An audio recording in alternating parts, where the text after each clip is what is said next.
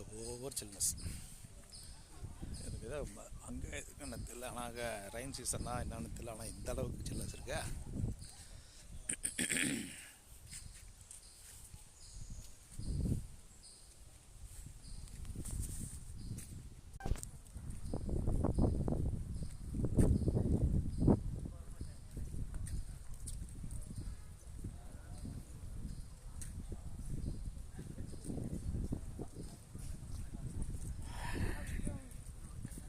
இப்போ அந்த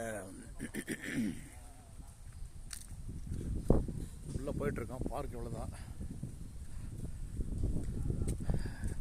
உள்ள ஒரு போட்டிங் ஏரி இருக்குது, பெரிய ஏரியா இருக்குது.